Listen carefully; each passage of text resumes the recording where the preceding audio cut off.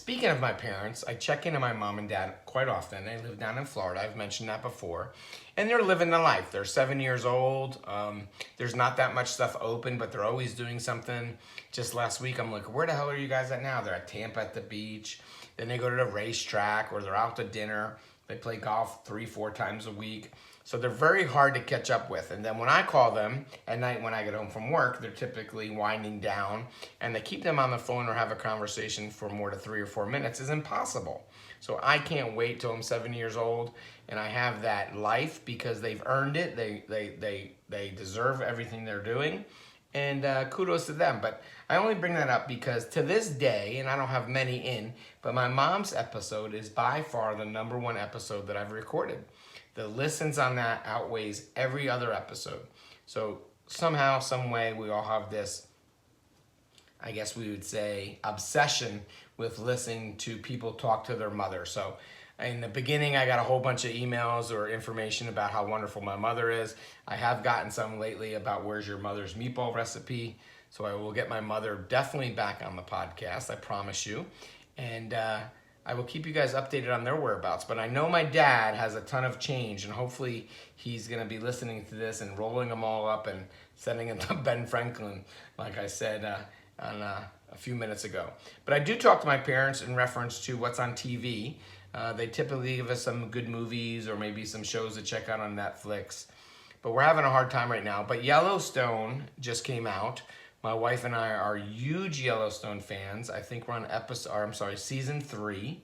It's more of like a cowboy Indian slice, I guess you'd say, story. It takes place in Montana on a dude ranch. My wife has this long life dream of going to a dude ranch. I'll be honest with you, I'm not quite sure it's for the dudes or for the ranch, but we both agreed that next summer we're gonna go to a dude ranch for 10 days and learn what it is like to run a ranch or work on a ranch. I'm not quite sure if I wanna go on vacation and work, but we're gonna give it a shot. But anyway, we've been watching America's Got Talent for many years. It's not our go-to show, but it's that one that you record and when there's nothing on, you watch it. So we typically do it like on Friday nights. There's typically no TV on Friday nights, and we'll watch it. So we were watching America's Got Talent the other day, and no lie, out comes this comedian, and I'm like, I know that guy. And he's on there, and I don't say anything, my wife doesn't say anything, and she's way more current with current events. And I'm sitting there like, I've seen this guy. Well, to make a long story short, it's Michael Yo.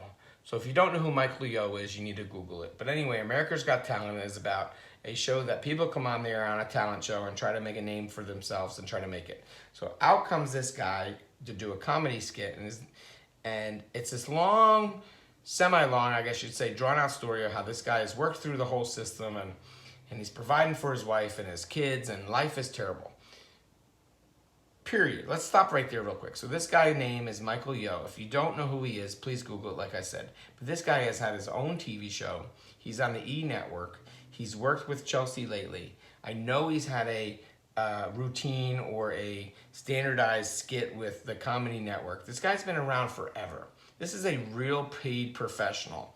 And now he's on America's Got Talent talking about how he wants to make his mark and finally make a living for himself. And it's crazy because the judges are totally playing into it.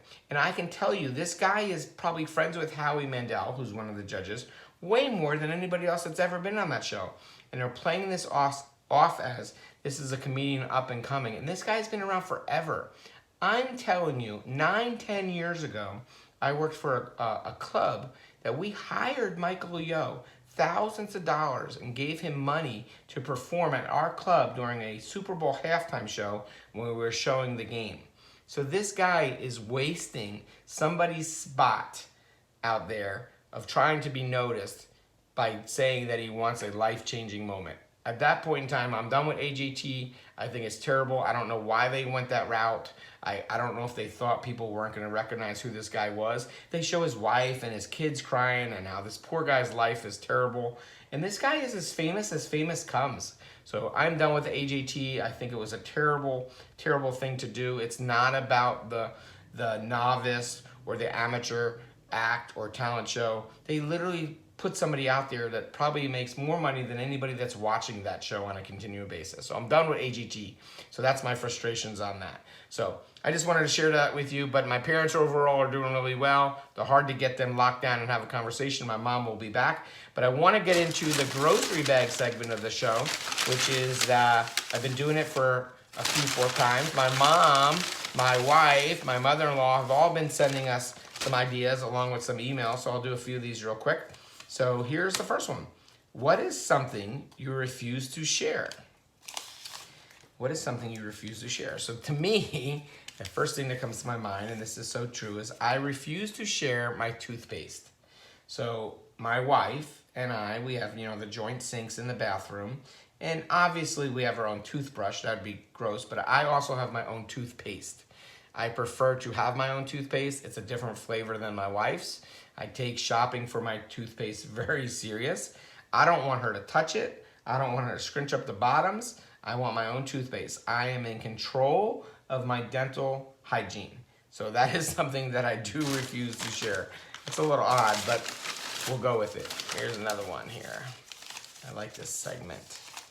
So this one says, I'm on death row. It's your execution night. What is my last meal? Well, I wish I wasn't on death row, but if my last meal, it would have to be a veal chop. I'm a little bougie like that. I would like a medium rare veal chop. I would like some fingerling potatoes, maybe some rosemary garlic fingerling potatoes, and I would love some roasted broccolini. So there you go. I don't know where that came from, but that's what's on my mind. That's what I want. All right, here's another one. If you had to pick a new name for yourself, what would it be and why? I had to pick a new name for myself. So for some odd reason, something's jumping out at me, and this is a true scenario. Even when I was younger, and if you wanted to give a false name, like ordering a pizza, or maybe you were at a restaurant and a hostess asked your name, for some crazy reason, I've always had this obsession with the name JoJo. I don't know if that makes sense. I don't think I look like a JoJo, but if I had to change my first name or my name, it would be JoJo. So let's test this out. Hey everybody, welcome to 10 Items or Less. I'm your host, JoJo. Thanks for tuning in. Actually, I think that works. So I may change my name to JoJo. So I'm not quite sure what she expected me to answer to that. So let me do one more of these. These are actually pretty funny. And please keep sending your suggestions to 10itemsorlesspodcast@gmail.com. And here you go. What is the one craziest thing you've done at work? Oh my God, well, I've done 1,000, a million crazy things at work.